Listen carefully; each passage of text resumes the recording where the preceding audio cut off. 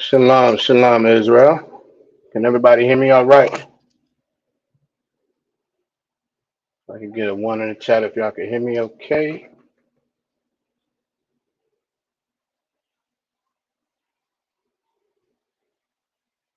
Let's see. Make sure y'all can hear me all right. All right, the water, the water. We are the Israelite School of Universal Practical Knowledge, started out at 1 West 125th Street on command of General Yohana, and we are not affiliated with any other Israelite or Christian group. Tonight, as you all can see, is the Virginia history class. I want to say Shalom Yahweh Shem Yahweh Shabbat to the brothers, Yahweh Shamar Alathan by Shem Yahweh Shah to the sisters. All right, and we are going to get into a little bit of this very, very shortly. Do some quick shout outs. We got some folks in the building. All right, obviously, y'all the Dar in the building. Yahweh Shem Yahweh Shabbat Officer Kwasha in the building. Yahweh Shem Yahweh Shabbat and my rib is in the building. Yahweh Shema Shem Yahweh Shah. All right. All right. We're going to get into it. So, as y'all can see from the title, we're going to be talking about the school to prison pipeline system, uh, and some of the history associated with that, particularly prisons in general. But we're going to also get into some current events also. All right. But as we get started, right? So who can give me a quick um, synopsis of what the school to prison pipeline system is? Just a uh, quick couple words. Does not have to be a lot, just to make sure we have some context. All right. Matter of fact, give me 1 second.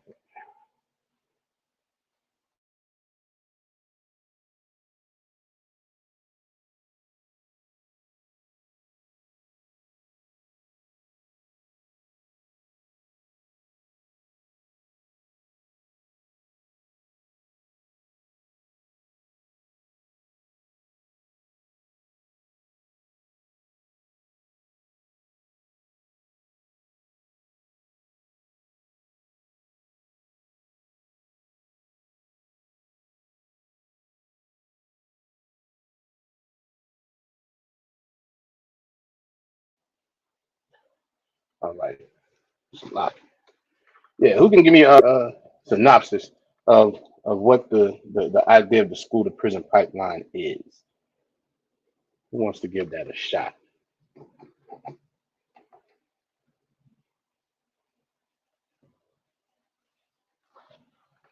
Let me get my banners up, get myself together here.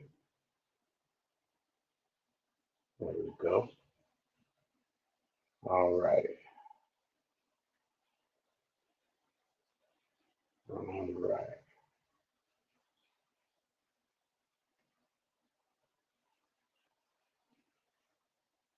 Anybody want to get at a shot?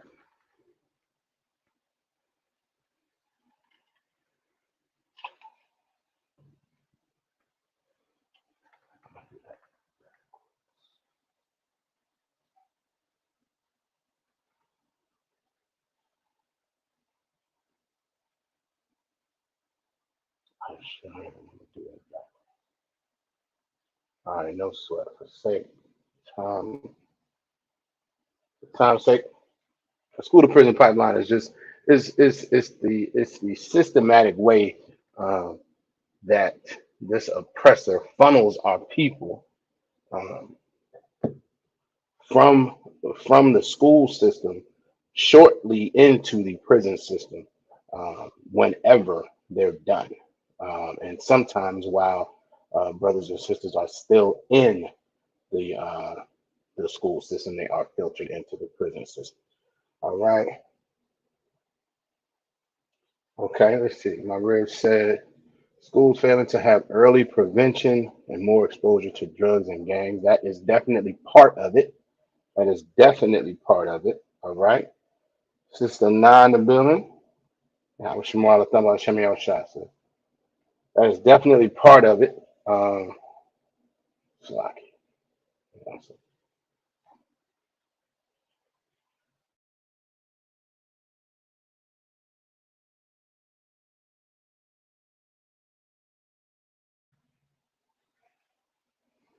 So yeah, the lack of early prevention, exposure to drugs, gangs, all of that is definitely part of the school to prison pipeline system, and it's not something that is accidental.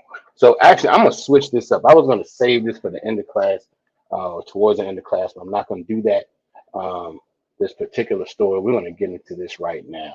Has anyone heard recently about the Louisiana? Um, a group of Louisiana, um, Slocky. One of the no, the largest prison system in Louisiana has a group of children that have been subjected to absolute horror. Has anybody heard about that story? I believe it came out today, maybe yesterday, over the past few days. Has anyone heard about this story at all?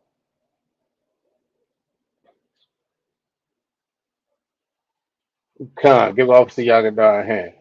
The school's designed to get our kids ready for prison. That is absolutely part of it. Yes, absolutely.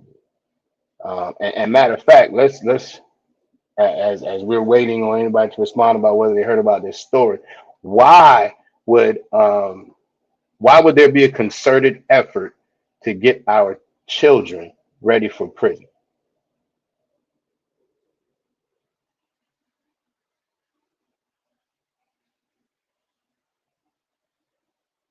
Why is that? What's the purpose behind that?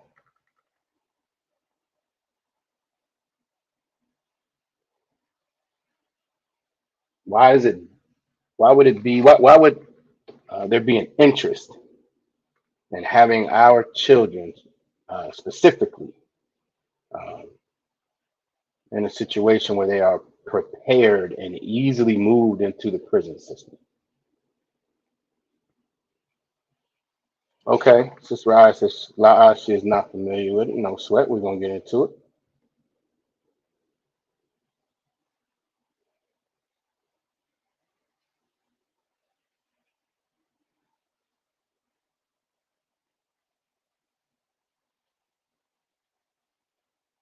Give Sister Raya a hand. She's absolutely right. Grooming them for modern day slavery. Absolutely. Absolutely. Okay, I call Sapar in the building. Shalom, brother.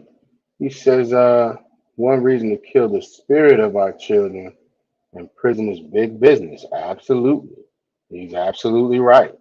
Big business, going back to what Sister Raya said, big business, meaning modern day slavery. They are able to make a ton of money off of the backs of our people. Again, we've talked about it before as far as the 13th Amendment is concerned. That's the amendment that so-called abolished slavery. Um, it's the way it's written. If you ever go read it, it talks about slavery being abolished except for the punishment of crimes with someone who has been duly convicted. So once you are convicted in a court of law and you are sent to jail, you are now subject to absolute legal slavery. All right. Sister Rod said that's where they want us anyway. They want our youth to follow into the trap their parents fell in. That's absolutely right. That is absolutely right. So before we get into this story, what are some what are some what are some mechanisms? What are some catalysts? What are some things that our community has to deal with uh, that perpetuates that school to prison pipeline? What are some of the things that our children have to deal with, and even us? There are things that are that I say us as parents, us as adults. There are things that we deal with and have to deal with and suffer from that makes this school to prison pipeline function so well. from the oppressor's perspective. Who can give me? Let's talk about some ideas. What are um, some of those things that perpetuate that system and help it function so well, so that we move so easily into the prison system?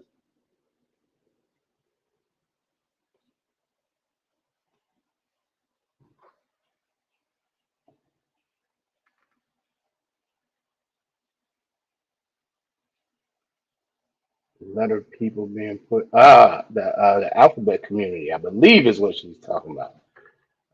Let me know if that's what you're talking about, unless I'm misunderstanding. When you say letter people being pushed, let me make sure I understand what you mean by that. All right. Sister also said truancy laws. Okay, there's some of that. Absolutely. All right. Officer Yakada says not knowing their identity, destruction of the man's role and function in the community and household. Absolutely. Absolutely. Okay, and the sister said count. All right. So let's start with Officer Yagada's answer, because that was right on time, and then we'll double back to the sister's answer. If we go to Slovakia, we go to Matthew 12 and 29.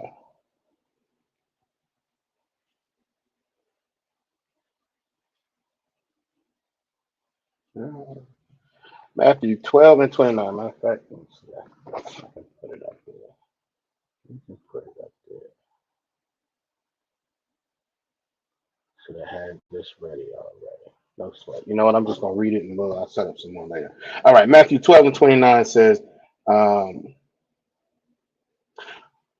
or else how can one enter into a strong man's house and spoil his goods, except he first bind the strong man, and then he will spoil his house. So when it says uh, how else can one enter into a strong man's house unless he bind him up? Meaning you can't come into a strong man's house unless he is bound. You're not just going to come in and do whatever you want. You're not going to come in and take over. You have to first bind him up. You have to first bind him up, limit his power. Is another way to phrase it. You have to limit his power. And as the brother said, destruction of the man's role. That's systematic. That's very, very systematic. Who can give me some examples? I'll start y'all off. One was the welfare system. The welfare system was set up as a um, it was set up in a way that made sisters feel like, okay, well, I can get some help, I can get some benefit from the system, but or from the government. But part of the requirement was that the man not be in the home. At a time they would, and they still do this to a certain extent, but at a time it was so focused on a man not being in the house, they would do visits.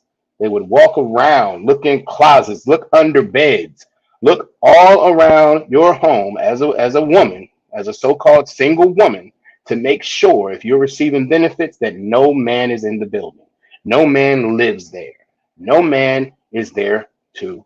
Nope, I'm not gonna say that. I'm gonna ask y'all. So if no man is there, right? If no man is living there, if no man is well ingrained within your home and your life, what are you lacking? You may be getting benefits from the government, but what are you lacking as a woman if you don't have a man there?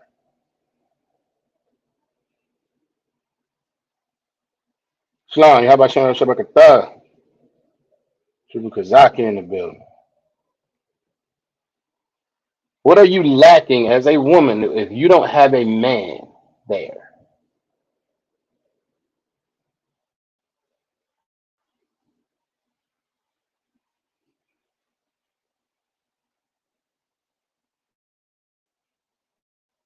Get a sister a hand. She said leadership and guidance. Absolutely. Absolutely. That's our position. The man's position in the home in the family is to provide leadership and guidance. Guidance sometimes is hard to receive. Guidance sometimes comes in the form of chastisement, a good old checking. It just happens. All right. But that is exactly what becomes a thing that's missing when the man is taken out of the home, when a strong man is taken out of the home. We want to make sure we remember that this is not just talking about any man, it's talking about a strong man. And we're going to get into what that means in a second. Uh, Officer Yakadar said the head or order, correct. You are lacking order when you do not have a man in the home, a strong man in the home. The order is Christ above man, man above woman. That is the Most High's order for our lives and our homes. When you don't have a man in your home because you just decided to go get a check from the government, you just destroyed the hierarchy. There's one more I'm looking for, and no one said yet. But you just destroyed the hierarchy. So now you are put in a position as a woman that you should have never been in. You're not meant to lead the family. You are meant to be there and help your man as he leads the family. That's just the structure. And most women, even nowadays, if they're honest with themselves, if they're honest with themselves, they will acknowledge that that's what they would prefer. The problem is our sisters have gotten so wrapped up in this women's lib, and I don't need a man, and I'm so independent that it has become popular to say you don't need a man. It has become very popular for our sisters to say that they don't need a man in their lives, and they are at home. Listen, Officer Yagadat, matter of fact, he's in the building. Shalom. Yahabah Shem Yahshabakta. He made a comment in the class not too long ago, and he's absolutely right. He's listen, sisters will walk around and talk about how they don't need a man and they're so independent, and it sounds like a barbershop in their house every night because they don't have a man there. Let's see what else we got. All right, the sister says knowledge of what the Most High wants in our family. Absolutely, absolutely. A strong man provides that, and we're going to get into what a strong man means. All right. There's one more. There's one more that I'm surprised that none of the sisters have said yet. What is lacking when a sister does not have a man in the home? What is lacking? What is missing when a man is not ingrained in that family? Let's see who's going to be able to get this last. Well, not the last one necessarily, but definitely the one I'm thinking of.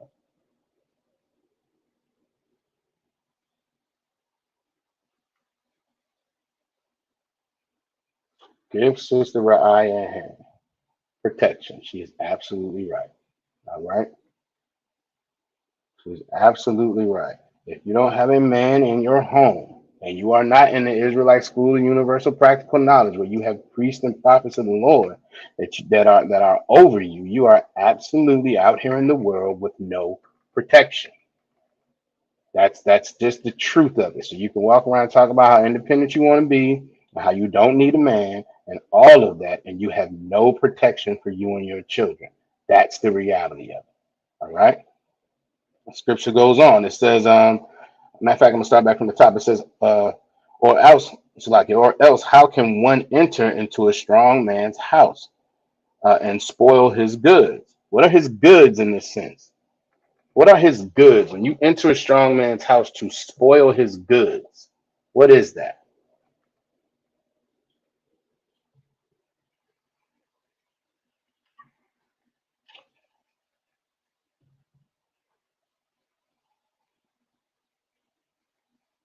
Who can tell me what that is?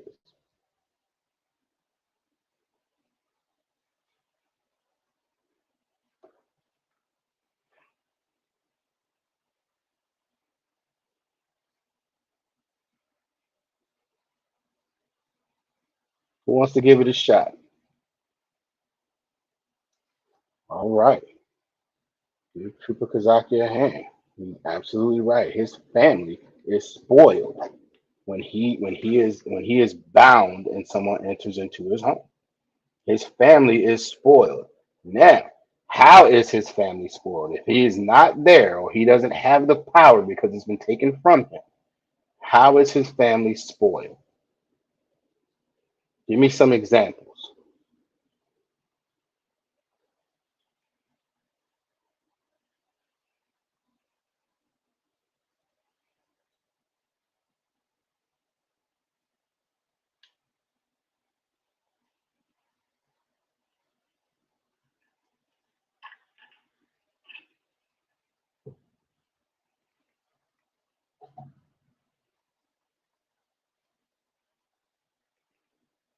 Who wants to give it a shot? How is his family spoiled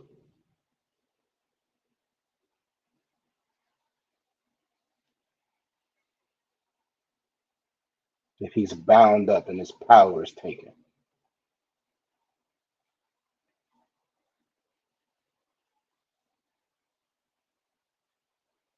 Okay.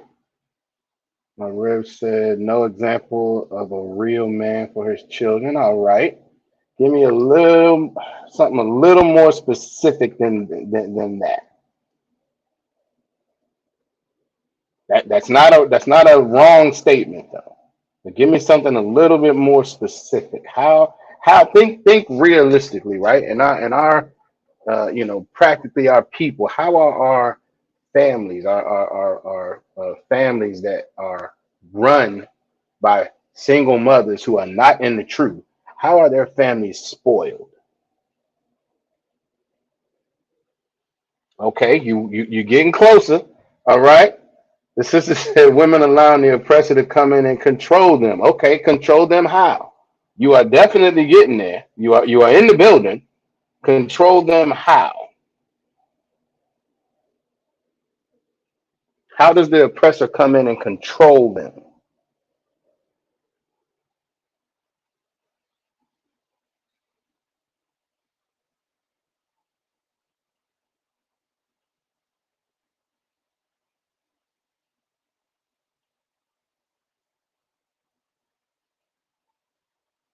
I think you right there.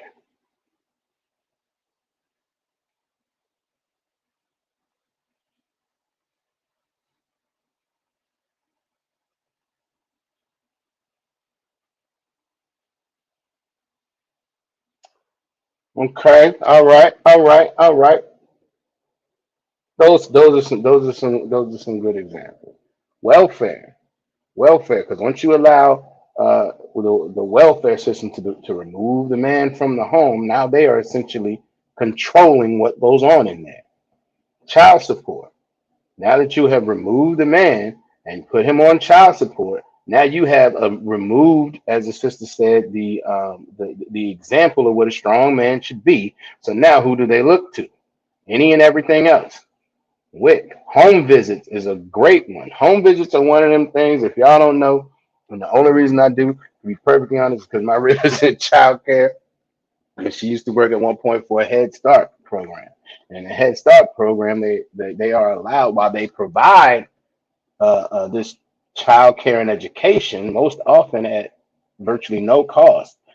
By part of the requirement for that is for them to come in and do home visits. We talked about it a few classes ago when we talked about the foster care system, where when you open yourself up to receive some of these quote unquote benefits, you open yourself up for this oppressor to become very, very intrusive and come into your home and look around. And then what she used, there's a term that she always often tells me, that they are oftentimes they're called mandated reporters. So if they see something, they got to say something. Now, what they see, that might not be that big a deal. But we open ourselves up by receiving these so-called benefits, and then what can happen? You can take your control completely away, and in worst case scenario, you may be in a situation where, since you might lose your children altogether. And then this control that you felt like you had is really going to be gone. All right. So she's absolutely right. Here you go. There she goes. Give her a hand. She was right on it. CPS claiming neglect and pushing kids into foster care. That's how those things can happen. All right. Uh, Officer Yagadar says children spend more time influenced by social media, television, and music. Absolutely. Absolutely. He's absolutely right. Listen, this social media thing, it is the worst. It is the absolute worst. I feel like sometimes I feel like you should have to pass an IQ test or something before you even get on. At least that might help you alleviate, protect some of these folks because some people just don't need a voice like that, and everyone has one to spew all manner of absolute nonsense, and then somebody's gonna like it. It's horrible, and then there's all these trends. Listen, we are the most trendy people in the world. As long as somebody says, "Hey, y'all should do this," and put challenge on the end of it, then all of a sudden it becomes something to do. I don't know if I've said this before, but yeah, who remembers the what was it, the ASL challenge, ALS challenge? Who remembers that? Somebody tell me kind of who remembers that real quick? I'm a sidebar real quick. Who remembers the ALS challenge? I think it was, or the ice bucket challenge. That was the other thing they called it, the ice bucket challenge. Kind of who remembers that?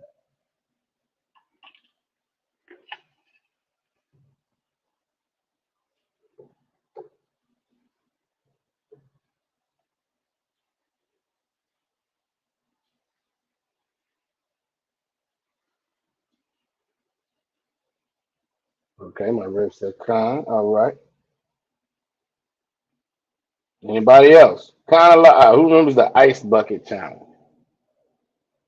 I remember when everybody was online, online, sitting, outside somewhere, getting ice cold water dumped on them. All right, Officer Yakada said, "Con." Right, right.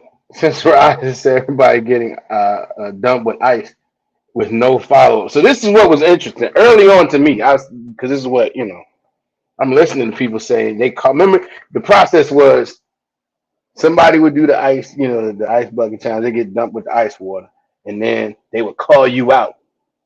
And if you didn't do it, you had to donate to the foundation. So it was either donate to the foundation or get some ice dumped on you. Right, the crate challenge is another one. I done seen the crate challenge. People be almost breaking their neck trying to run to the top of a crate mountain for nothing. At least, so like at least with the ALS, ASL, whatever the thing was, at least it had an idea that it was like for a cause. But what used to always get me was, well, if everybody do the ice bucket challenge, then the cause still ain't getting no money. And who's checking this anyway? It was just something to do. That's all it was. Just like the crate challenge. Absolutely. Planking. Planking was another thing. Everybody was planking at one point. And it's like, what? Listen, and we're the absolute worst with it.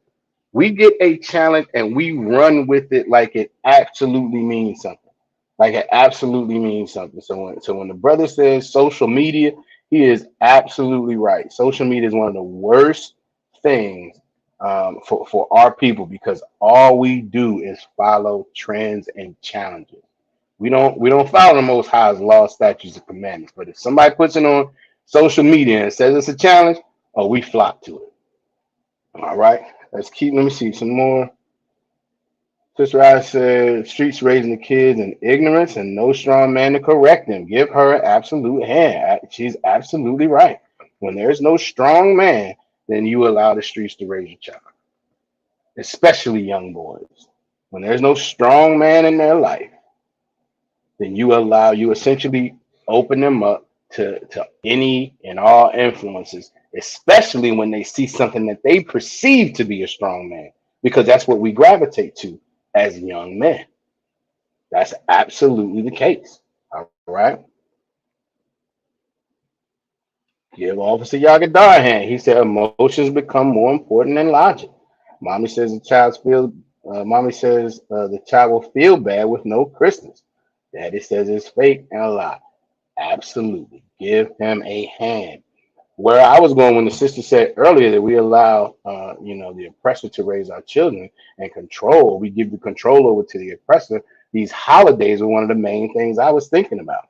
That's why our community is so wrapped up, and it's so difficult the longer it goes on to get away from these things. And it's an emotional tie to Officer Yagadar's point.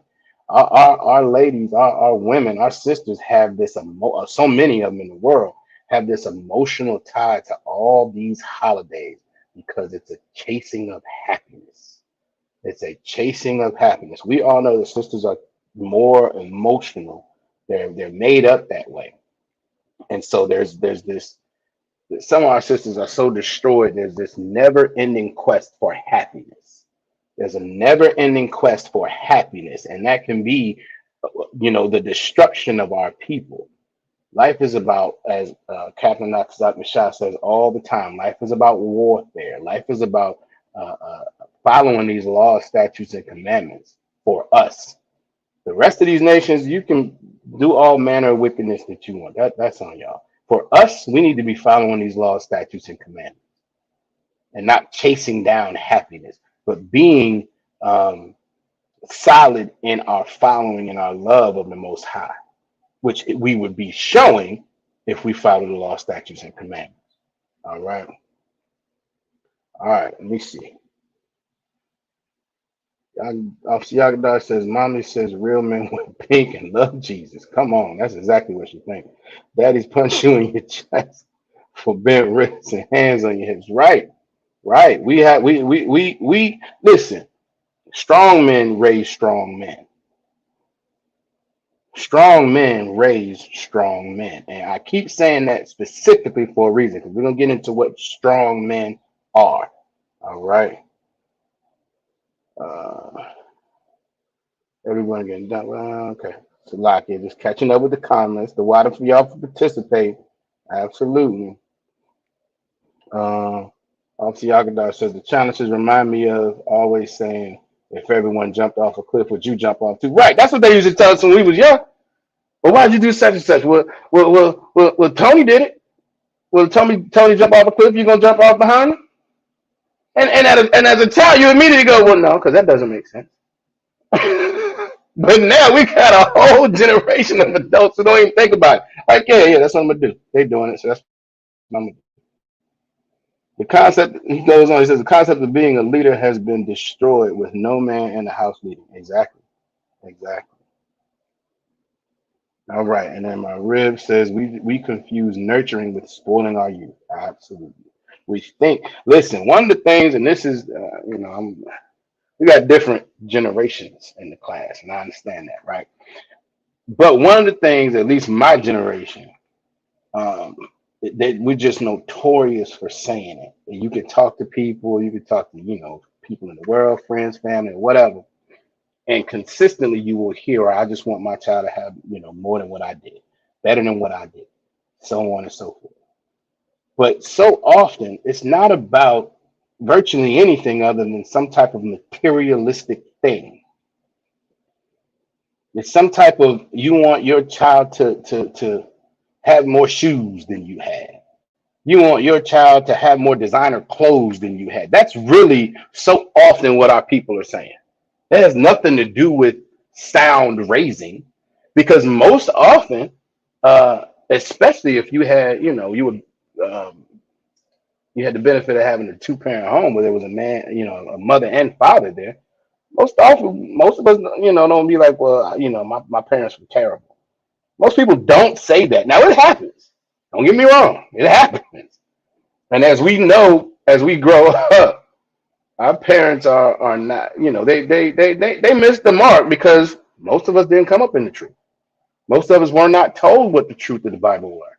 They didn't know. They were ignorant, But that was something that they could have done better. So that whole, you want your child to have better than you. Well, give your child the truth of the law, statutes, and commandments, the truth of who they are, as Officer Yagadar said earlier. Give them their identity. Give them a moral compass that goes past what they feel at the time. Don't give them the pass to just whatever you feel you should do. Don't give your daughters the pass to go sleep with everybody on the block. Don't give your sons the pass to go sleep with every woman and then throw her away. But we don't do that as a whole. What we do is, when we're talking, we want them to have better than we did. It's just about materialism. We want to make sure they have a bigger house than we grew up in, have more snacks and more junk food. It's stuff like that, and it's like that's not what we should be trying to do better at. All right, this is right hand. Let them have the truth that we didn't get. Absolutely, absolutely. All right, so we keep saying, and I've told you I've been saying it purposefully. A strong man is what's needed in the house. That scripture referenced a strong man. So who can tell me what a strong man is?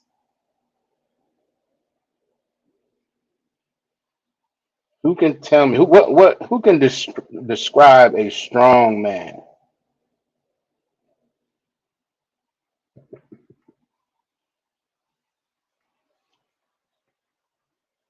She said I took her statement. I still read it. Don't worry about it. Don't sweat. What is a strong man? Who can tell me what a strong man is?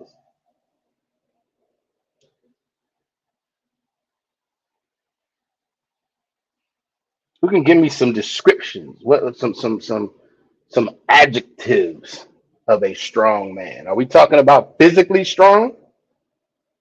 I'm gonna give y'all. I don't want anybody to say it. So no, that's not what we're talking about. All right, just so we're clear. I don't want y'all to be like somebody who lifts weights. No, it's not what we're talking about.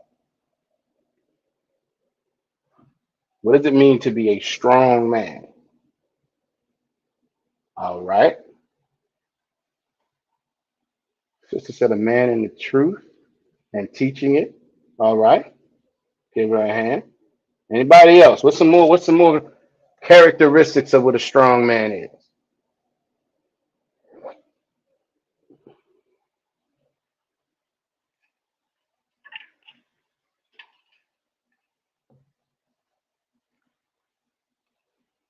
All right, Officer Yagadar. He said a strong man follows the Lord's laws, statutes, and commandments and teaches his family to do so. Absolutely. Give him a hand. Trooper Kazakia. He said able to resist temptation. All right. All right. Con. Definitely. Because in order to follow the law, statutes, and commandments, we have to be able to resist temptation. Right? We have to be able to resist eating that pork sandwich. We have to be able to resist going along maybe with our woman because she wants to celebrate Christmas. She wants that baby to have Christmas. She wants that baby to have his first birthday party, which we all know nobody ever remembers. All right. And even if they did, we wouldn't do it because of the Most High. But it's just that much worse because none of it has anything to do with the child. We are, especially in our communities. Listen, that first birthday party that everybody in the world has, that is for the adults. That is absolutely for the adults. That has nothing to do. That has nothing to do with the child.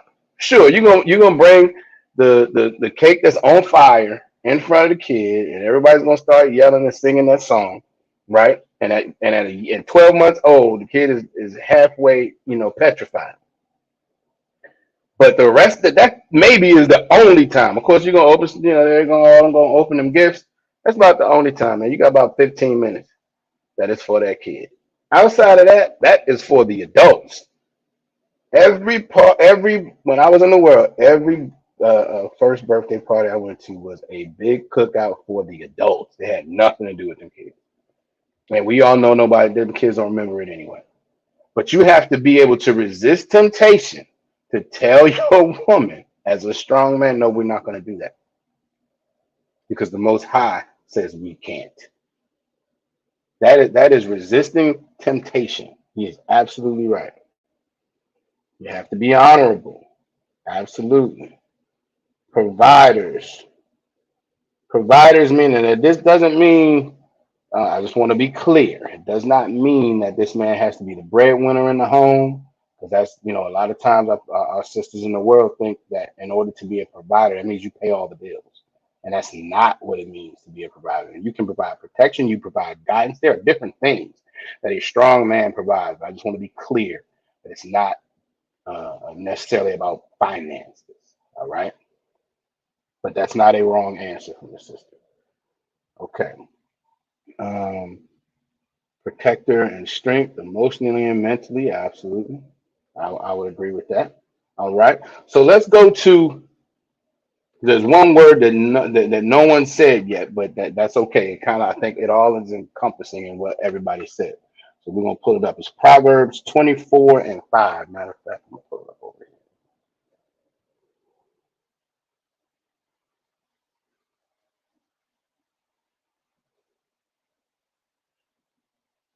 We got on time. Give Officer Yagadar a hand. He be on it with me. Boy. Wise. That is exactly what we should be. That is exactly what a strong man is. All right.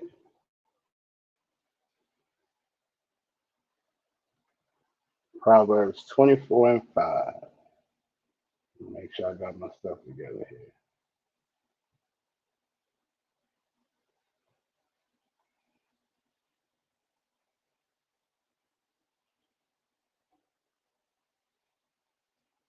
Let's see. I think I want it more like that. Okay, there we go.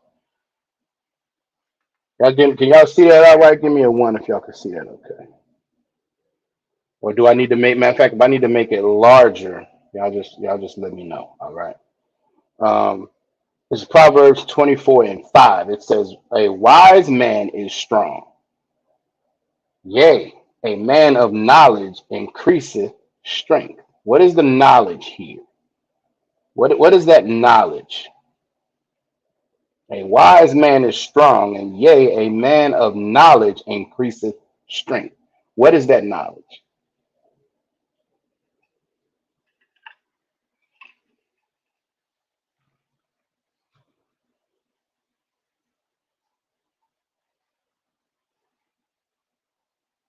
What does it mean by knowledge right there? A man of knowledge increaseth strength.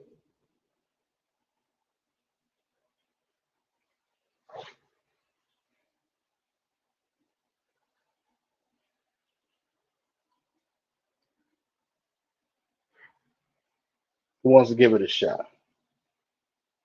Okay. Triple Kazaki said, knowledge of the Most High. Give me a little bit more. Give me a little bit more than that. You on the right track though. Give me a little bit more than that. What does it mean to have knowledge of the Most High?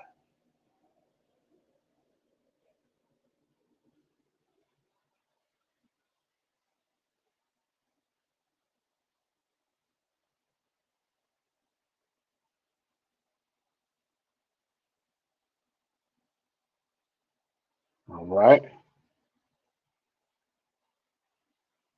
I see your answer. It's just right. I'm just gonna give Triple Kazaki a couple more minutes. I think he's right there.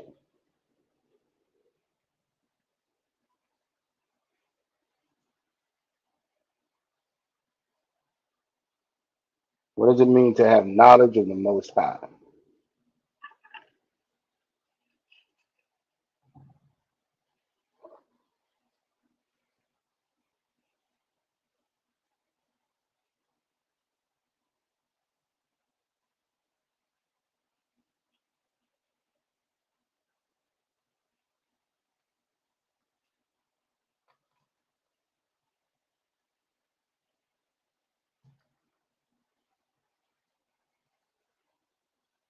Let's see. I'll give it a shot, bro. There it is. There you go. Yeah, brother, a hand. Knowledge and keeping the law, statutes, and commandments. We're gonna go a little bit further in a second, though. Sister Raya said knowledge, no, so like knowing the truth and enforcing the law, statutes, and commandments. I would say teaching, right? But one of the things that we say, right, that if you, I don't want to give it to you. Well, we say it all the time. You are not in the ISUPK. You are not in the truth, right? So a strong man is in the truth. So if you are not in the ISUPK, you may have a knowledge of keeping the law, statutes, and commandments. And this is not saying either of y'all answers are wrong. because y'all are definitely on the right track. But we have to be clear.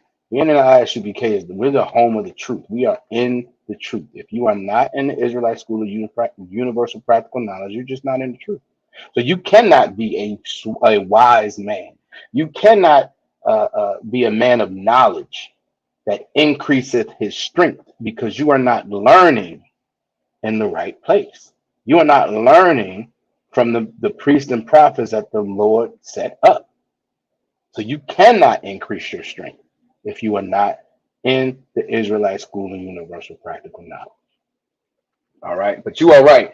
You both are right that being in the truth gives you the knowledge of the Most High. It gives you the law, statutes, and commandments. And we teach how to keep them. We teach the resistance to temptation. We teach brothers how to be strong in this truth. All right.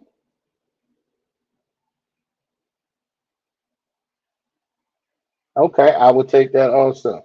Continuing to search for knowledge from other wise men. Exactly. Who are other the officers and captains and generals in the Israelite School of Universal Practical Knowledge.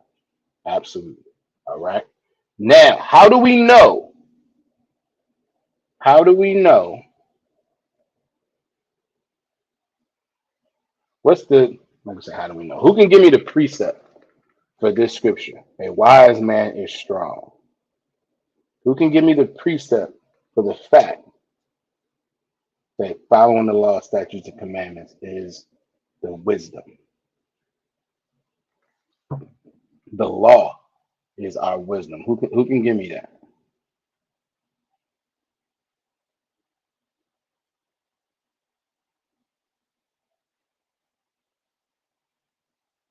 Who wants to give it a shot?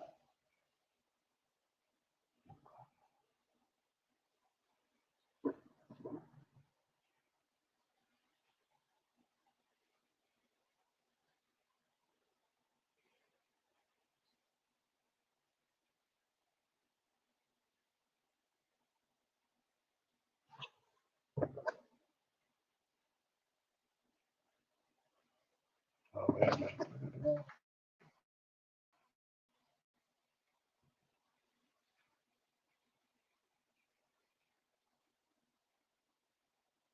Okay. Who wants to give it a shot? How can you prove that having knowledge of the law, statutes, and commandments is your wisdom?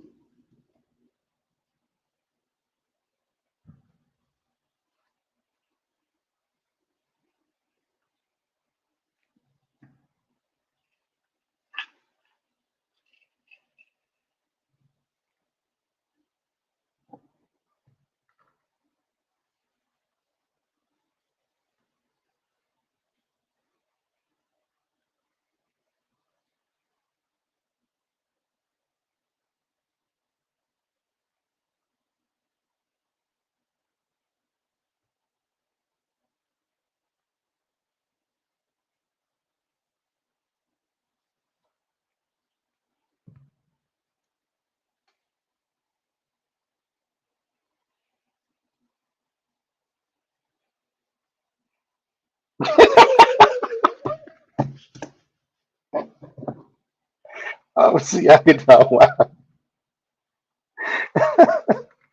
God, God, I ain't trying to step on your toes. I ain't trying to step on your toes.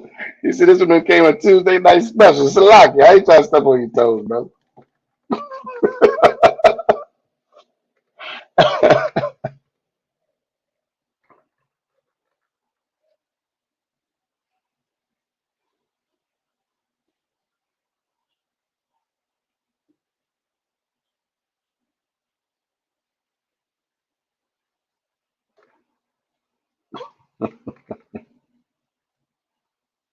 All right, for time's sake, I'm gonna give it to y'all. All right, we go to Deuteronomy chapter 4, verse 5.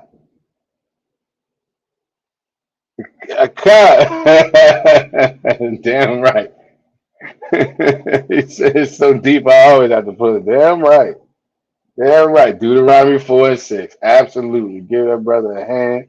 He is absolutely right. I'm gonna start at verse 5. All right. Uh, but he is absolutely right. This is a heavy scripture.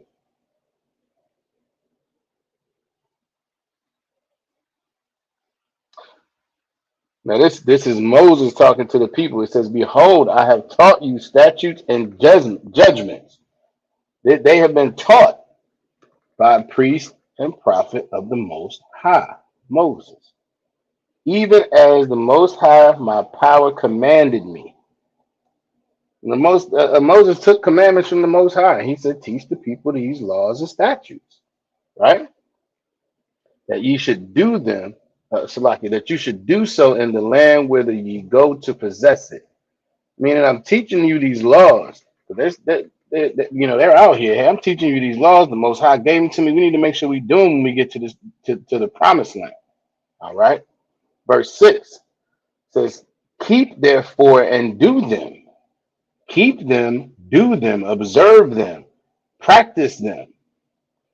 Don't just learn this and say you know it and don't actually put it into practice, right?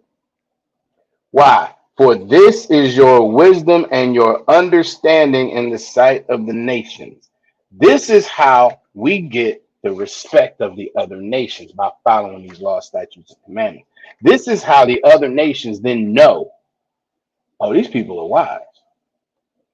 Look at these laws that they have in place, not only to deal with each other, but to deal with other people, to deal with other nations. Look how they have laws to make sure that brothers don't sleep with other brothers' wives. Look how they have laws to make sure that brothers deal with each other upright when it comes to business. Look how they have laws that prefers themselves to each other. Meaning there are certain things that I think if an animal died of itself, I cannot sell that to a brother. I can sell it to a stranger. I can sell it to another nation. There are laws in place for that. There are laws in place where we look out for the impoverished of the nation. If you have a harvest, you can't take all of that harvest. You can't reap all of your harvest to sell it all. No, you have to leave some of that. Why? So that the poor in the nation can just go and eat and partake. So they will be taken care of. That's wisdom. The society we live in now, this wicked kingdom we live in now, is all about capitalism. You look out for you, and I hope you get yours. And most of the time, they don't hope you get yours. They just looking to get theirs. That's the world we live in today. But in our world, the world of Israel, when we're keeping these laws, statutes, and commandments, it would be our wisdom and understanding in the sight of the other nations. They would understand that we are wise and we take care of each other. They would understand that we come together. They would understand that we prefer us over everyone. Let's keep going. It says, which shall hear all these statutes and say, surely this great nation is a wise and understanding people. That's what they would say. If we, not just to know the law, if we were following the law, the example we will be setting, the clear display of wisdom that this is what we're doing because our power, the Most High, our power, gave us these law, statutes, and commandments, which give us the wisdom. All right. Let's see.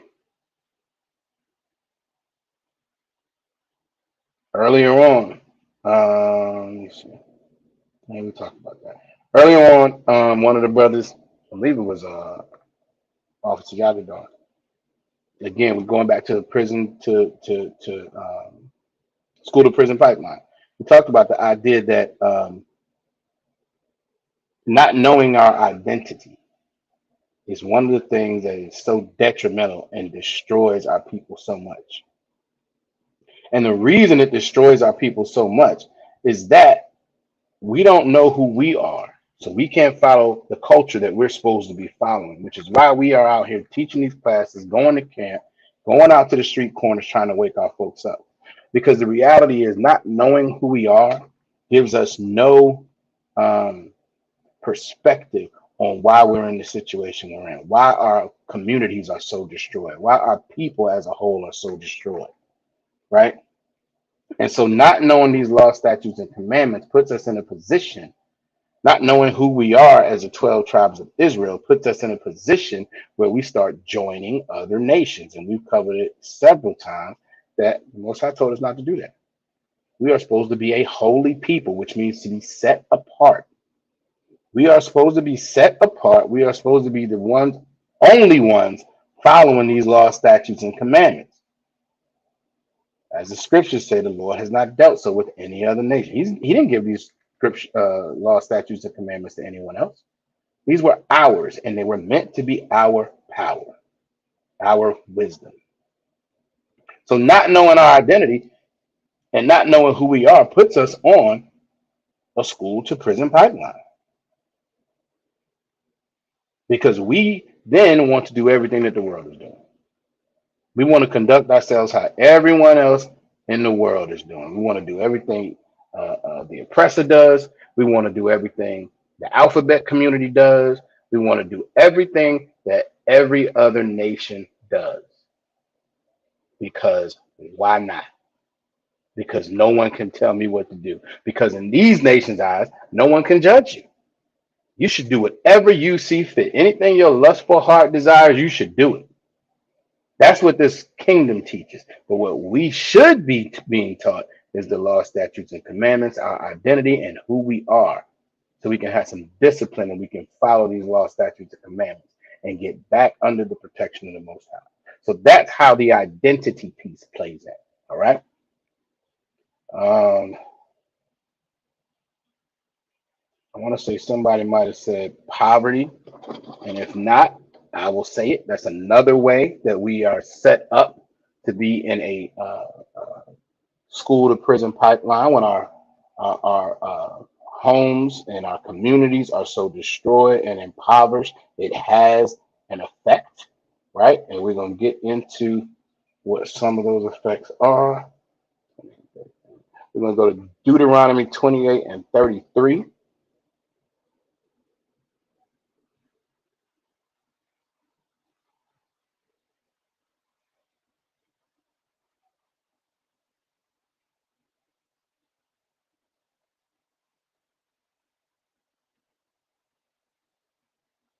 All right.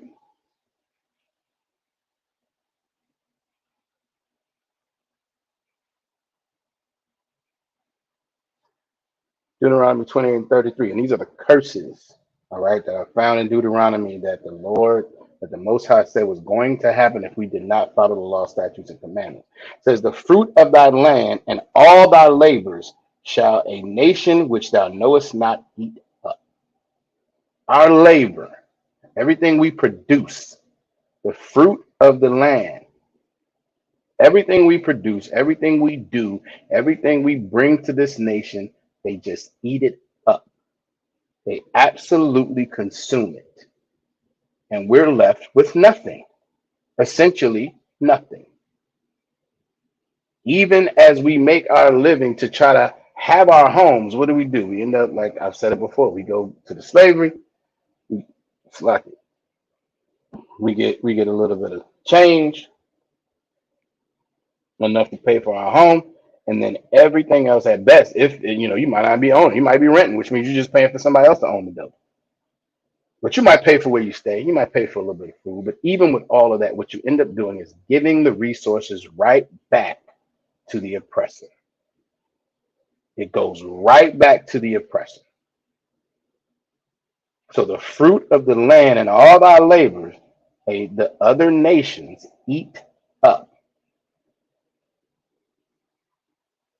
whether it be our food that we need to eat, whether it be our labor that we provide, whether it be the beauty supply store, whether it be the Chinese food place that sells the chicken wing, every nation eats it up. Whether it be the East Indian spots that had a corner stores in our neighborhood. Every nation eats our labor and the fruit of our land up. The scripture goes on. It says, "And thou shalt be only oppressed and crushed always." That's our position. We are crushed as a whole. The vast majority of our people are oppressed and crushed by these other nations, taking the resources, eating them up, and leaving us with nothing. And the Most High said these things. They were prophesied in the Bible. The Most High said these things are going to happen if we don't follow the law, statutes, and commandments. And we all know, by and large, that we don't do that, and that's why we're in the position that we're in. And that's why we're on a very efficient school to prison pipeline system. It's extremely efficient, and we're gonna get into some more of that. All right. Let me see.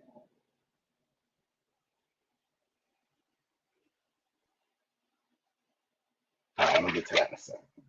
All right. Okay, we're gonna share some other stuff. So let me share this with y'all so we can see just how efficient. Where is it? Right. We're gonna show just how efficient this process and this system is. As soon as I find,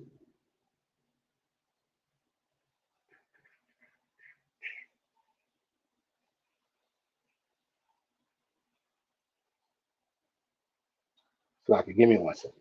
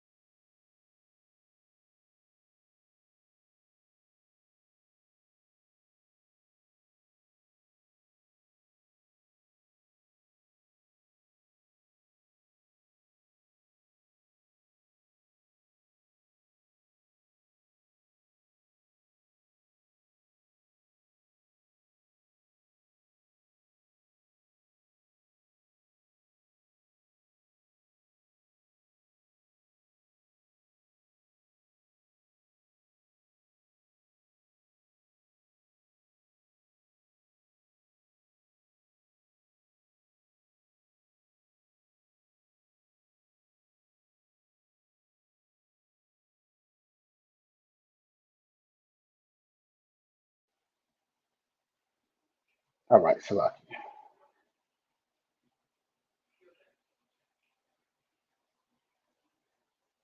All right. I might have to double back to that. What I was going to share, but that's no sweat.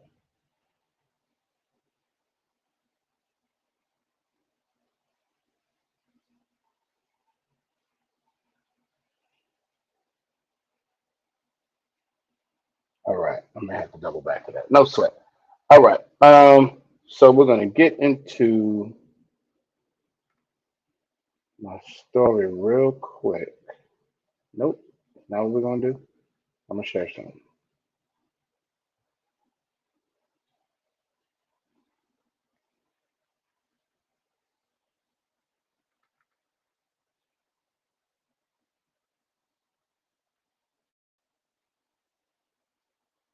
All right.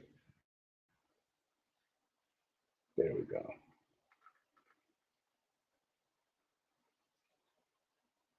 All right.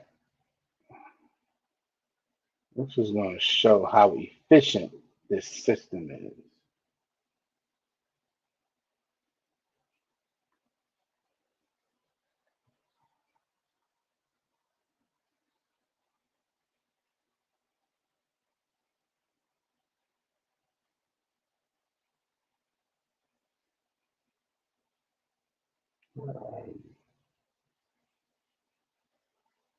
Oh, here it is. Okay. I may not be able to see that too well. But these stats are from, I believe,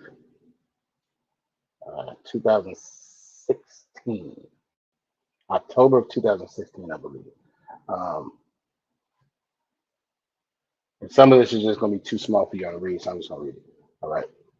It says the U.S. has the highest incarceration rate in the world, and its prison and jails are overwhelmingly filled with African Americans, so-called African Americans and Latinos. The path to prison for young African Americans and Latino men are uh, are many, Salakia, but the starting point is often the school foster care systems. Okay, and this says, as y'all can see, uh, from school to prison, it says 40% of students expelled from the U.S. each year are black. All right, 70% of students involved in school arrests or referred to law enforcement are black or Latino. Black students are 3.5 times more likely to be suspended than whites. And black and Latino students are twice as likely to not graduate high school as whites. And it says now here 60% of all males, uh, 60% of all males in state and federal prison do not have high school diplomas. This is how they track us in. All right. And then we have the foster care system, which we went over a few classes ago. It says 50% of children in the foster care system are black or Latino. Foster care, 30% of foster care uh, youth entering the juvenile justice system are placement related behavioral cases,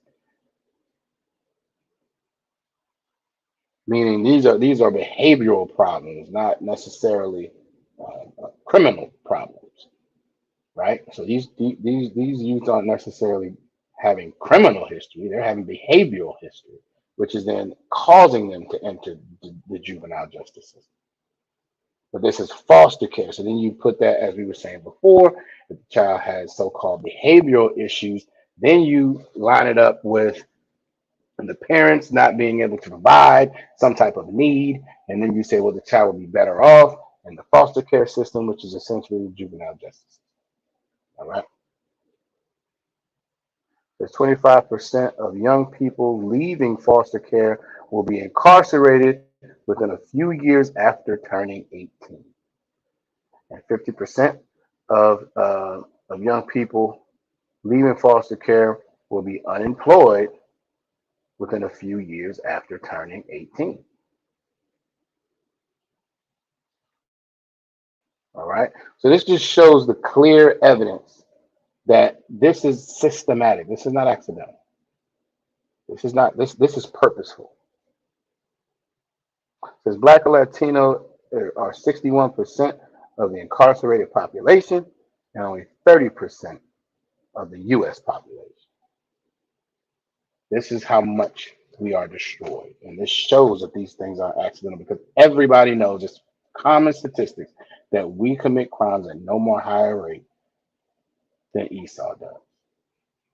But we're policed more so that we can be incarcerated more, so that we can be, as Trooper Carl Sapar said, groomed to be part of this big business system, which is modern day slavery. All right.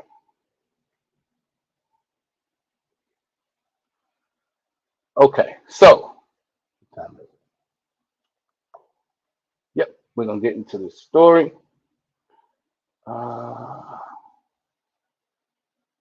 where are you? We're going to get into this story that happened in Louisiana that was reported, um, I think it was earlier today. Yep.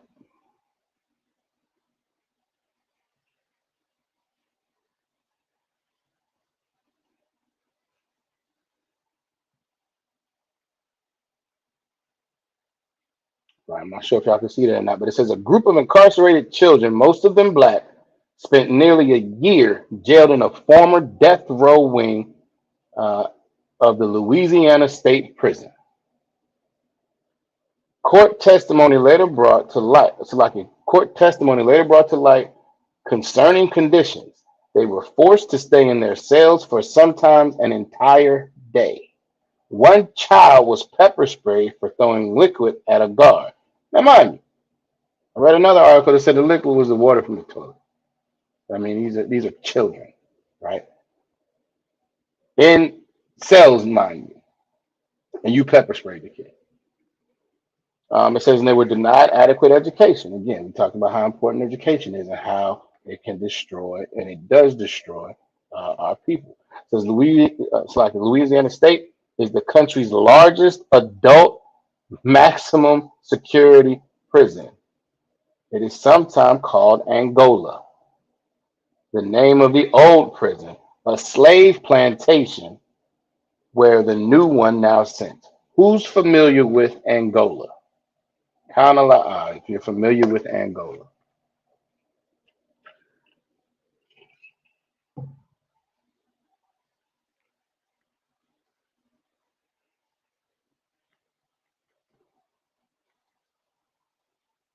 Kanala, if you've ever heard of Angola, the plantation Angola. I'm going to keep going. Y'all just let me know. Says Louisiana Governor John Bell Edwards first ordered the kids moved to Angola last summer. Months, uh, months of legal battles followed. Okay, that's right. I said but wow, right, right. This is a former plantation slash prison that continues to operate as uh, uh, the largest state prison in Louisiana. Right. Obviously, y'all can better say yeah, it's definitely a shame, and it gets worse when you. We're gonna get into the history of Angola. It gets absolutely worse. All right. It says now, after a year, a federal judge has intervened, ruling Friday that the kids must be moved out of the prison by September 15th.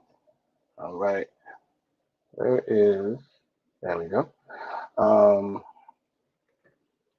so for almost 10 months, children, nearly all black boys, have been held in abusive conditions of confinement at the former death row of Angola, the nation's largest adult maximum security prison. The nation's largest adult maximum security prison. David Utter, lead attorney on the case, wrote in a statement on Friday, "We are grateful to our clients and families for their bravery in speaking out and standing up against this cruelty. While the rates of U.S. youth incarceration have fallen in recent decades, declining 77% between 2000 and 2020, racial disparities persist. As of 2019, black children were 4.4 times more likely to be incarcerated compared to white children." Now, we just read a second ago, as of 2016, I think it was 3.5 times. Let me see if I can pull that back up.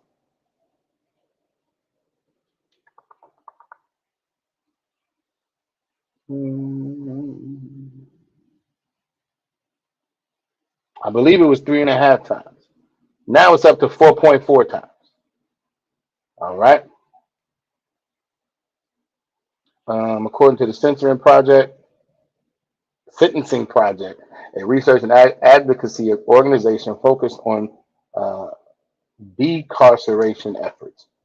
In his ruling, the judge said prison officials had violated the 14th Amendment and that the children had faced cruel and unusual punishment, according to the ACLU of Louisiana. This is going on now, not 50, 100 years ago. This is what's happening right now. The ruling came after a hearing last month revealed officials detained the children in their cells for long periods of time, used pepper spray in certain cases, and limited their access to education. I mean, how much more can you destroy a child? You leave a child locked up almost all day. You pepper spraying them. You're not educating them. You have absolutely no concern for these children. And we're going to get into some of the history as to why where we shouldn't be surprised. It says, okay.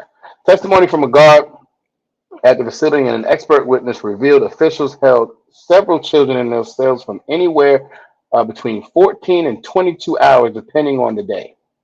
Local news station WWNO reported.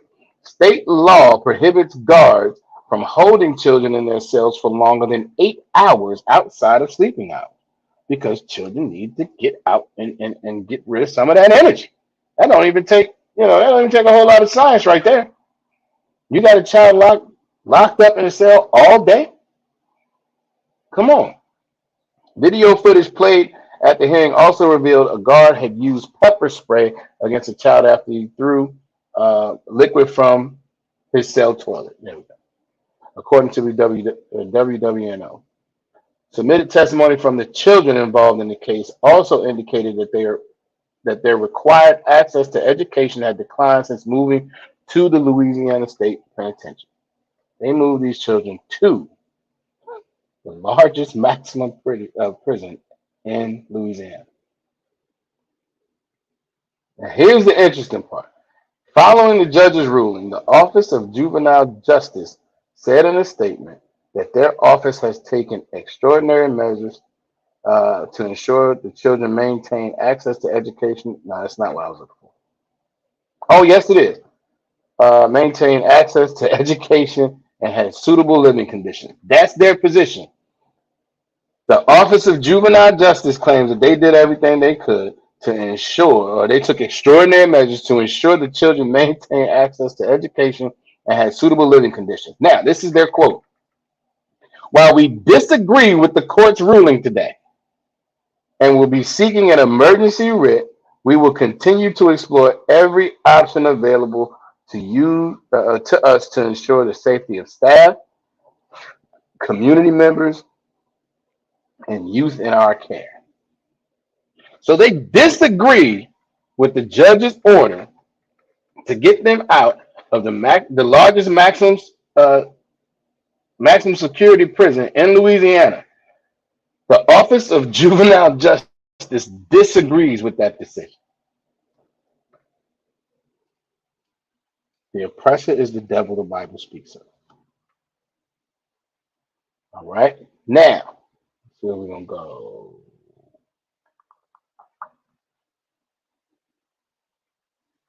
So we often talk about um, the history of the police force, which is essentially slave patrols, right? We don't talk so much about the history of prisons. Okay.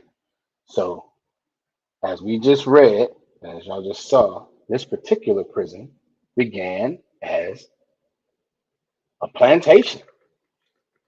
That plantation then morphed into um, the a prison system. All right.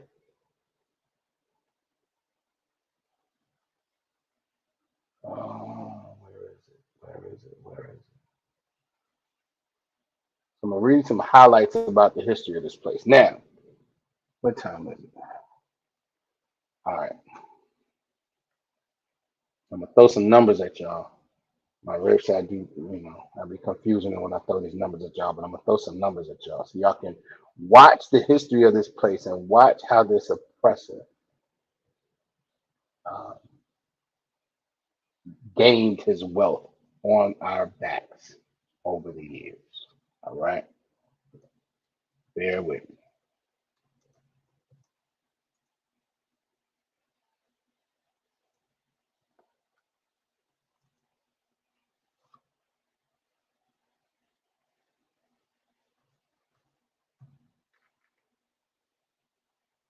All right, bear with me. Okay, so this property, right, Angola, it's made up of like a ton of acres, man. I want to say it was like 8,000 acres or something like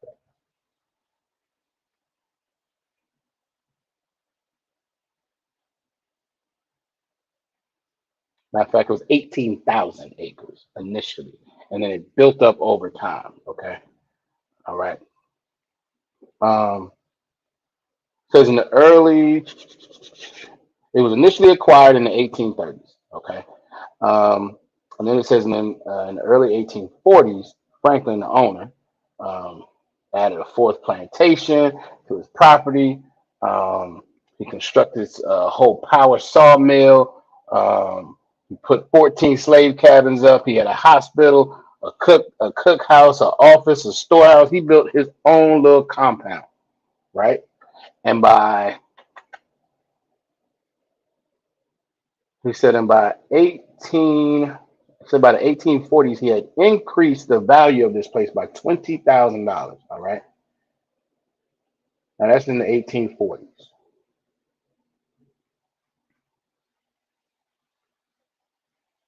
In the 1840s, a dollar was worth about $35 today. Okay, so y'all just bear with me with these numbers. I know it might get y'all caught up, but this is how this oppressor built the wealth of this country on our back. That $20,000 is about $700,000 today. All right. And he built that up on this property in less than 10 years, run by and operated by slaves. Okay. I'm going to skip down. We're going to keep going. In fact, I might just show this to y'all just because this might get a little confusing just throwing the numbers at y'all. I know it will for me anyway. All right. It says Isaac Franklin himself. That's the guy who initially bought it and started building it up. Died at Angola, April 27, 1846, and has over 8,000 acres in West Feliciana were valued. Oh, Salaki. It got up to 18,000 acres. I think it got up to past that, but we'll get it. But at the time, it was 8,000 acres, and it was valued at almost $500,000. Now, this is in 1846. We'll use the same term. So at $35, which is the current value, right? You're talking about $17.5 million is what this place was worth in today's money when he died. Built up on the backs of our ancestors, of the 12 tribes of Israel. This is one example that we're able to walk down, which is why I wanted you all to get it and see it, because this happened over and over and over all across this country. All right, we're going to keep skipping down. Right now, I'm just covering the value that was increased on this property. It says on June 26, 1867, Adelia, which was the widow who inherited all of the property, she got with a natural physician who had a cousin who was in the Confederate. He was a Confederate general, right? So you see what type of what side they were on. All right. Says on December 23rd, 1880, they then sold the property, which totaled 10,000 acres for $100,000, right? So this is 1880. They sell the property for $100,000. So let's see how much a dollar was worth in 1880.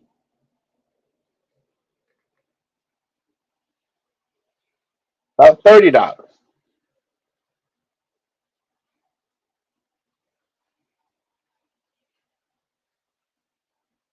So that's $3 million they sold the property for.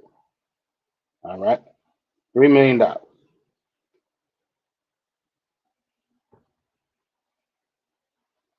So the value came down some, but they still reaped all the benefits because again, they were nowhere near into that property for that amount of money. All right, we're gonna keep going.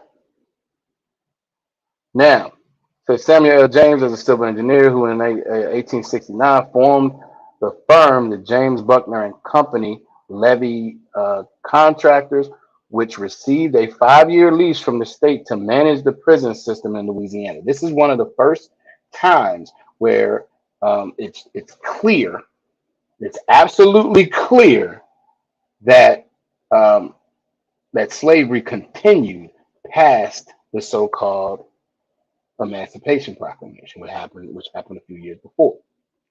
All right.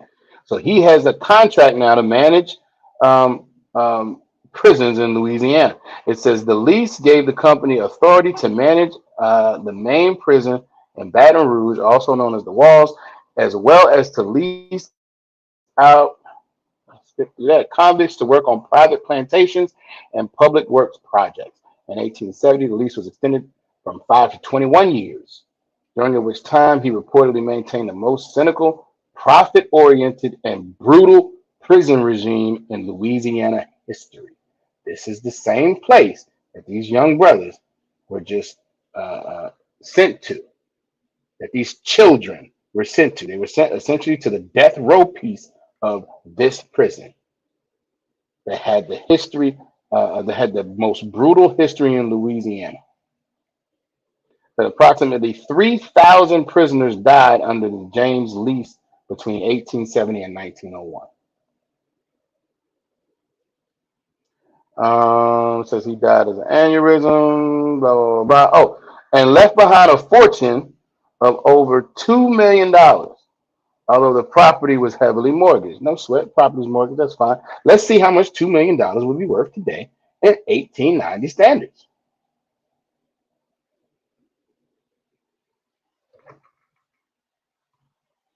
So in 18, nope,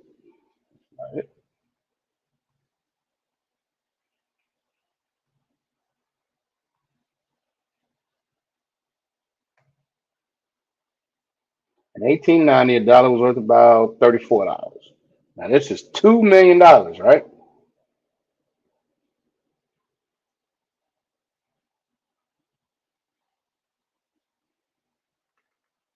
That is $68 million. Like this prop that his fortune was then worth. It says although the property was heavily mortgaged. Sure, sure. Let's say it was heavily mortgaged. At $68 million, you got a whole lot left, no matter how many mortgages you got on it. Now, on March 27th, 1901, the Board of Central Louisiana State Penitentiary purchased Angola and the other plantations around it, which was basically just one big plantation at this point, totaling approximately 8,000 acres from the estate of Samuel L. James for $25 per acre.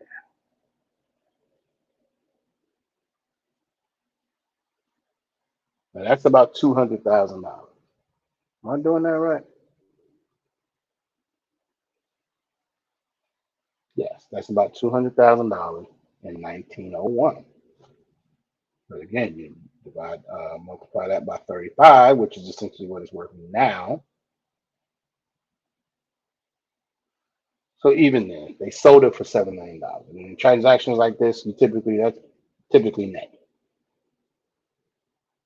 So where these things went from small dollars, they built it up on the backs of our ancestors, housed initially housed our ancestors, enslaved our ancestors, then imprisoned our ancestors, and then all of that value that they built up, they sell it to the state, walk away, $7 million. And people wonder why this country is what it is. People wonder why America became a superpower, because it absolutely benefited from the enslavement of the 12 tribes of Israel. You don't build this kind of wealth unless you have absolute chattel slavery. Unless you have absolute chattel slavery. Now, this particular article was kind of meant to be just a history, right? Um, and so I want to read some of the history, y'all, and then get back to a comment that was made. All right. It says in the middle 1920s, the prison was virtually self-supporting. Over 300 head of cattle, 387 mules, 200 horses, and 20,000 fowl were kept. Of the 17 or $18,000 acres under cultivation, 6,000 were in pasture, and 8,000 were planted in sugar. Now, this is a completely industrialistic compound, and it's a prison. Back in the 1920s. A lot of times, see, we think this stuff is new. We think the prison industrial complex is something new. We think this is something new where brothers go to jail and sisters, get locked up and then they get rented out or they're made to work for pennies. We think this is something new. It's not. It's something that continued from the time the Emancipation Proclamation went into effect. It has continued from now or from then up until now. All right.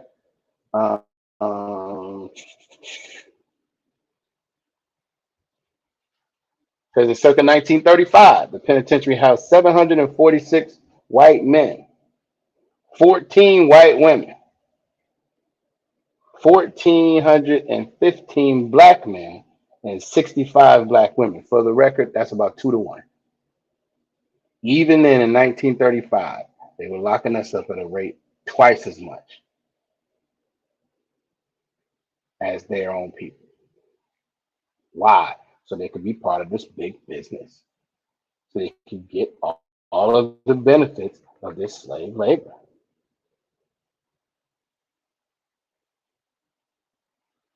Um, Big business. Here's another example. So in 1950, Louisiana license plates were made.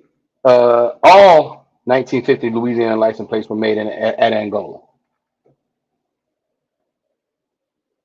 where a dietary and where a dairy and dehydration plant also operated. In 1961, the prisoner's budget was drastically reduced, and Angola fell in serious decline. It became known as the bloodiest prison in the South due to the number of inmate assaults. This is where they sent these children. This is the same facility. And somebody's gonna say that was a long time ago. I'm gonna show you that it wasn't. All right.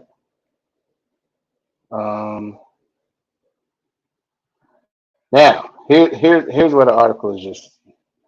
I'm gonna show you how wrong this is. It says Angola has since been accredited by the American Correctional Association, and in July of 1999, all federal court supervision of the facility was terminated. Now, what that means is, at some point, they were under the direct supervision of the federal government.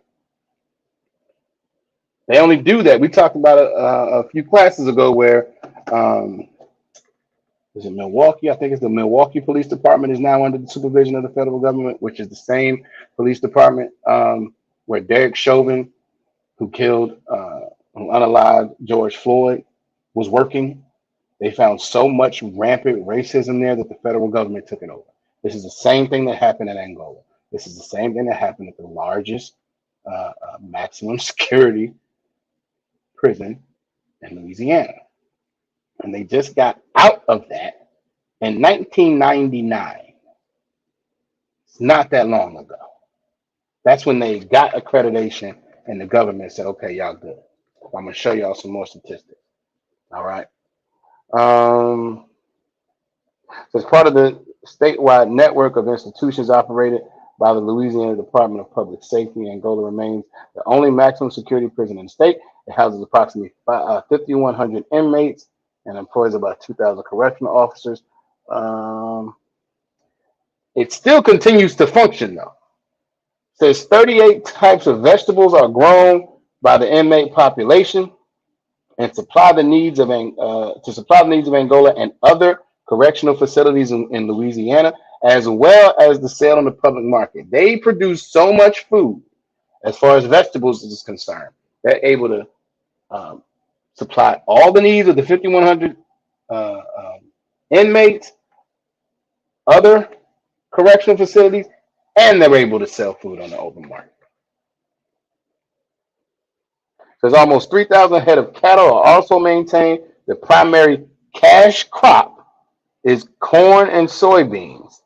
The industrial compound of the main prison includes a license plate plant, silk screen shop, metal shop, and a mattress and broom and mop factory. This is the prison. This is the prison. And the last comment it says here, it says, today Angola is considered one of the safest and securest maximum security prisons in the United States. Now that is absolute nonsense. Let's tell you that. And I'm going to show y'all why. All right.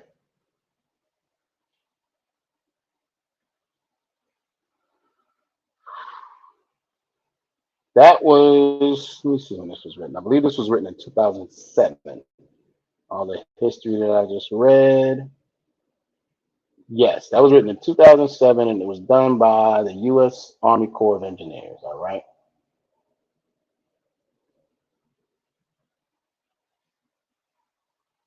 Now, this is an article written in 2021. Let me share this with y'all.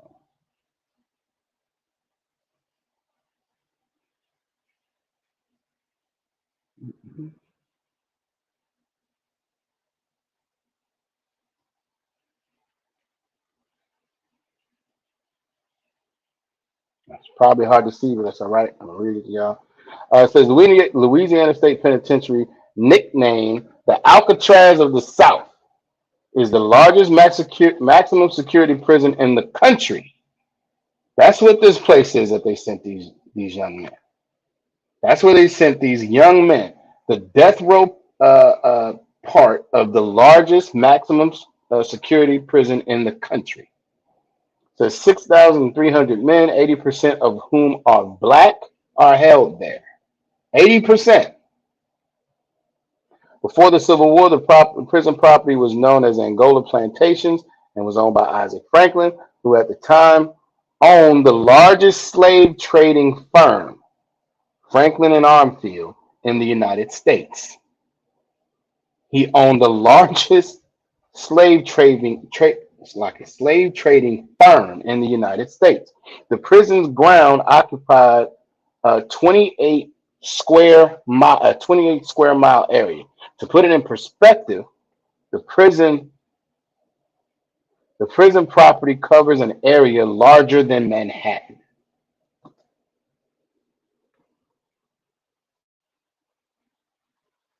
says Angola's origins as a prison date back to 1880. Then the state awarded the lease of Louisiana State Penitentiary and all of its convicts to a former Confederate Army officer, Samuel L. James. These are things that other article did not go into with as much detail. James purchased several plantations across Louisiana.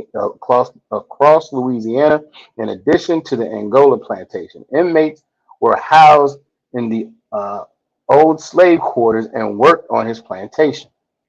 The majority of black inmates, however, were subleased to landowners to replace their emancipated slaves. That was the purpose. It's like that was the purpose.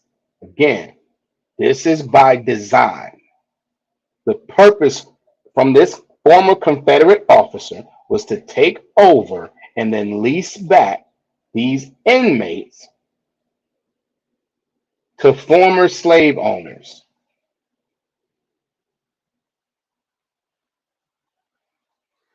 Because they were licensed, it's like they were leased to businesses to build levees, dig railroad tunnels, build roads, reclaim lowlands, and harvest crops.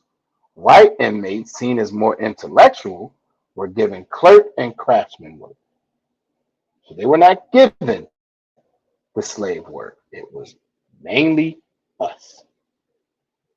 And this says blacks, but I'm sure there was our Latino brothers in there too. All right. Um,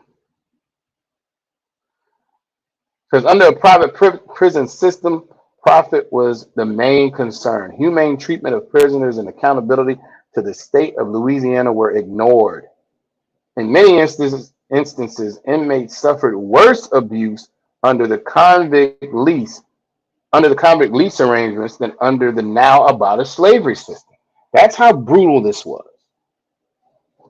In many instances, they suffered worse than they did when they were actual slaves, government legalized slaves. Now that they are slaves by proxy because of the prison system, they are suffering worse fates in many cases.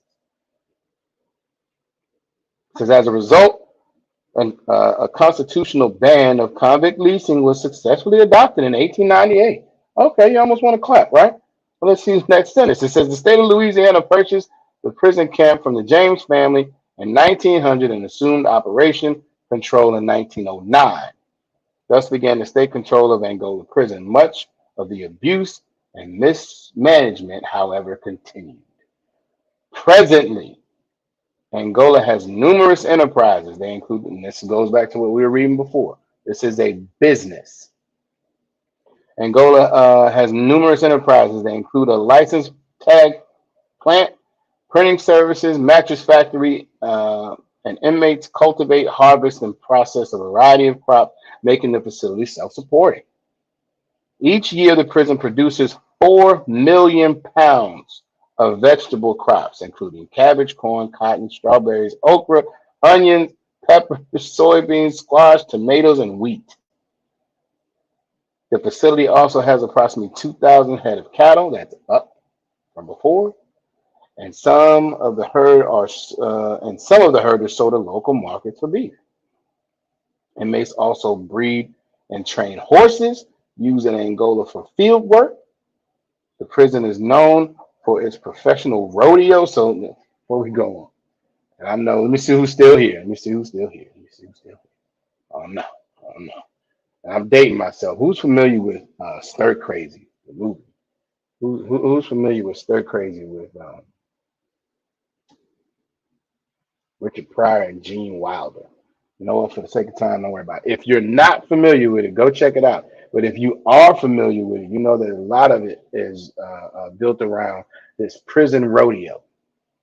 That's how they figure out how they're going to escape. They go to a prison rodeo. Well, check this out. It says the prison is known for its professional rodeo, which is held on week. It's like it's held one weekend every April and every Sunday in October. Inmates are allowed to participate in events. The Angola prison rodeo is open to the general public and attracts about 10,000 spectators annually.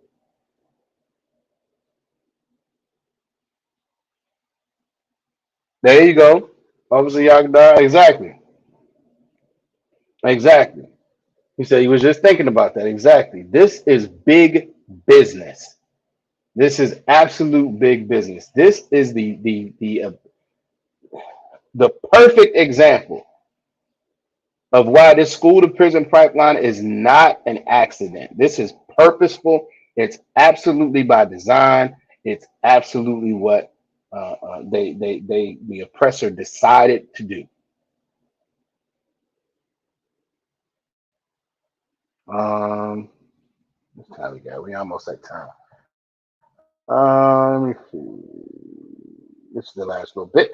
It says at one time, 68% of Angola's inmate population were serving life sentences. Consequently, a large proportion of the prison population consists of elderly inmates. In 2015, a class action lawsuit was filed stating that inadequate inmate medical care is a violation of the Eighth Amendment prohibition against cruel and unusual punishment. According to the lawsuit, um, the Louisiana Department of Corrections neglected the serious medical needs of people incarcerated there. The lawsuit further claims that Angola is violating the Americans with Disability Acts at the Rehabilitation Act by not addressing the mobility issues of inmates who are physically unable to access parts of the prison. As of this writing, which was 2021, the two parties have not reached an agreement, which means it's still just out there. The rest of this, yeah, it's just reference stuff. Let me see, did that, and we could go on. We could go on because these things are still absolutely in place. They are. It's still an absolute hellhole. It's still somewhere where our people are absolutely destroyed and clearly being used as slave labor. We need to understand that there are so many um, aspects that this oppressor, so many mechanisms that this oppressor has put in place to make sure that we will continue to be oppressed always, as the scriptures say. We need to understand that the way we get out from under this is to follow the law, statutes, and commandments. Salaki is to get inside this body, to come learn from the priests and prophets of the Lord, to get underneath the commanding general Yohana, who the Lord set up to be a leader for so-called blacks, Latinos, and Native Americans. That is how we prevent the school to prison pipeline. That's how we make sure that there are no single parent households. We didn't even get into some of the laws about how I don't think we do. When you have sex with a woman, that is your woman. You do not get to put her away just to go find another. Sister, if you have sex with a man, that is the last man you will ever have sex with. And under the law, statutes, and commandments, he will never leave you and you are not allowed to leave him. Under that type of structure, we don't have a concern about a single parent household. Following these laws, statutes, and commandments as we're learning them, then as a people, we will understand this. And then we will have strong men. Then we can be wise as men. Then we can protect and provide for our homes the way the Most High intended. And that will be the first step into making sure that this school to prison pipeline, which is operating so efficiently, will then stop. All right. So with that, if anybody has any questions, I'll go ahead and ask them. And if not, I'm going to get to the security announcements.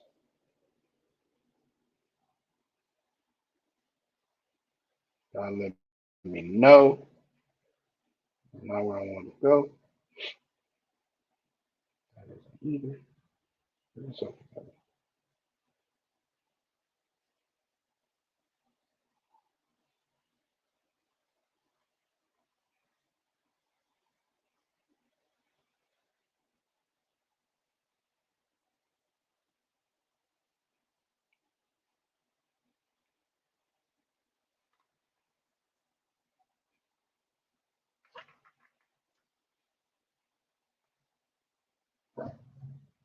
all right. All right, we're going to go ahead with the announcements, security announcements. We had an ISUPK started out at 1 West 125th Street, Harlem, New York, under Commander John Yohana. Rule for new brother and sister. When a new brother or sister comes into the school, they are off limits for 6 months. They are to be saluted only. They are here to shed themselves of the world. If they need transportation, the teacher will arrange it. After 6 months, if a brother or sister has an interest in a particular person, he or she must get permission from the head to speak to a brother or sister. There's another 6 months in which the brother and sister will court each other. After this 6 month period, the brother and sister will get permission to marry from the head. Tithes, which is a commandment.